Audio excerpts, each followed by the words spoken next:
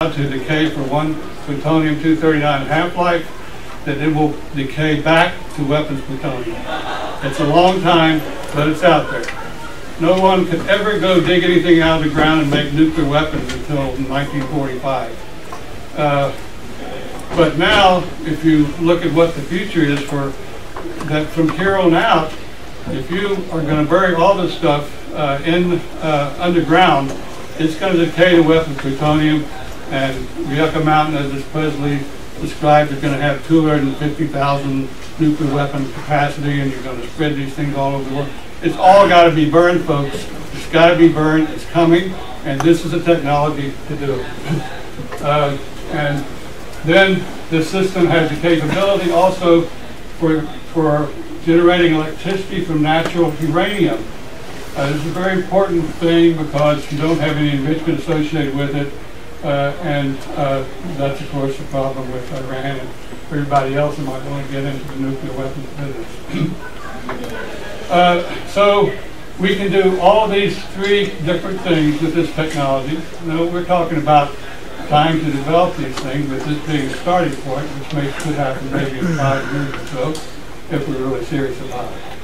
But then what are you going to do with the waste from these systems? You've got to do something with it. And I want to point out to you that there's a mine in Giles County, Virginia, about 70 miles from their farm, which is a limestone mine. We have a lot of knowledge about this mine. It's well known to Virginia Tech. I've done a lot of studies of it. It's 60 miles of 30-foot diameter tunnels. It dwarfs Yucca Mountain. It exists already. It's solid rock. It goes down 2,000 feet. So you're digging down up there in that part of the state, and you're going down to below where we are here. And it has a railroad right to it, which Yucca Mountain doesn't have. So it exists in this state, and the country is desperate to find a way to deal with nuclear waste. And this is not a candidate now. Well, what's going to happen in North Atlanta when the present plan for dealing with the nuclear waste don't work out? You've got to put it somewhere, and there's a place in the state to put it. And that place doesn't have to have everything, but it's a place where, when you bring this technology along and you ask, what's the total picture? Don't tell us about how a new way to deal with nuclear energy. Tell us how to resolve the whole problem all the way to the end. So anyway, there's a place to store it here. And then there's another feature of this technology. It's this salt that we talk about is uranium tetrafluoride. It is soluble in water. So that can be interesting because this maybe seems totally off the wall, but actually the present fuels cannot be placed into the ocean because they're insoluble. The uranium oxide is insoluble, at least to a very hard degree. But the fluoride is soluble. And so one can devise means to take the waste after it's been stored for a long period, and most all the radioactivity has gone out of it, and you can store it into the deep ocean by just bringing water up from the deep into a ship, dissolving it on the ship, and putting it down in the deep ocean, and this thing cruises along. And you put the waste into the ocean. You're not requiring a million-year storage capability like you are at Yucca Mountain. There's another important thing that's complementary to this. You can get uranium out of the ocean now at something like 3 times the cost it takes to dig it out of the ground, but you don't have to do enrichment. So with this technology, you can take uranium directly out of the ground, and you can turn it into fluoride, which is in a process that's currently in use for all uranium produced. And you can put it in this reactor system directly from there, and you can run it, and then you can take the fuel that comes out of it, store it for 300 to 1,000 years, maybe, in the chemical mine, and then into the ocean. So what impact does this have on the radioactivity in the ocean?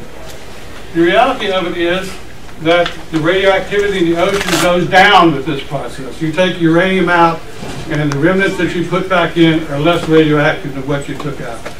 Is this something you're going to implement anytime soon? No. But if you know, you can do the science to know that this can be done 300 to 1,000 years downstream, then it's an option, which means that you don't necessarily have to store this waste in underground in a solid spot on the ground. There's an option there. And that option needs to be opened up. It needs to be studied, I think, in the near term. And if you say it's impossible to put uranium in the ocean, that's just not true. It's impossible now, but maybe 300 to 1,000 years is what everybody wants to do. Remember, the ocean is available to everybody. So everybody can get uranium fuel out of the ocean. And everybody can put uranium or the remnants back into the ocean. So it's a solution for everybody. And it's the same solution. It doesn't vary with the geology at different sites. So I think I've run a little over my time. I just want to close.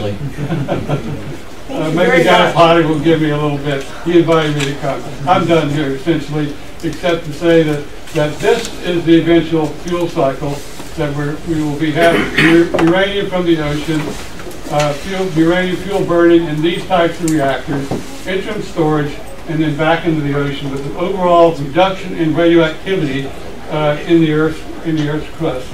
I just want to briefly show you a picture which shows. Please do it briefly. Yeah, which shows we are located here.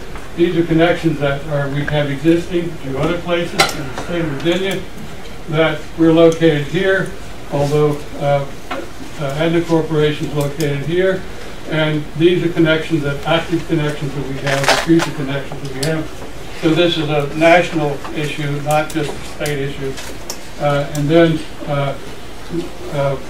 here we are in Virginia, and the weapons plutonium thing interacts directly with Russia, with Iran, with North Korea, with India, because we can burn thorium there, with China, which already has a $20 million a year molten salt reactor program, which they don't really know where they're going with it, but they put the money in it because they think it may be promising for the future. So this all can start here in Virginia. It has started in Virginia. We're taking it as far as we can go in Virginia. We're putting real money into it, building a real business, and you've shown how the business can grow, and we're anxious to keep it here. We just like to have a nice host here, for the state to be a nice host for us to push this ahead. Thank you. Thank you, Dr. Bowman. And I apologize. I'm going to craft criteria for what kinds of presentations can be made to the authority. This is a very interesting presentation, but this is the kind of presentation we would make to a subcommittee of the authority, or we would make to the consortium itself, and then we would have a summary technical description for 5 or 10 minutes about what it is and what role we should play and what are we supposed to do from a policy standpoint. We are a policy organization, and while this is technically fascinating to me as a nuclear engineer, I'm not entirely sure it was appropriate for this. This is my fault. I take full responsibility for it. But Dr. Bowman, it's fascinating. We're happy to talk to you about it and see what we can do since we've taken the time to hear about it. And outside of this meeting, I would like to figure out how we can be more supportive of you supporting what's going on in the Great Commonwealth. Thank you, sir. As a member of the public, I'm very glad you made this presentation, sir. Very informative. Thank you very much. Thank you. And I'm really pleased that have to take issue you folks took your time to hear what we're doing. Much appreciated. Very good information. See a way to help us move this ahead in Virginia, where it's originating. And I'm glad you heard it too. It's just not necessarily appropriate for the Virginia Nuclear Energy Consortium. Very appropriate for the public, sir, yes. Yes, well, and I'm happy for him to come make the presentation to you again. So, again, very fascinating, Dr. Bowman. Thank you so much for that. Dr. Hardy, do you have something you want to say? Is there a couple of things you wanted to go over? Although your time has been woefully used up. Very fine patience.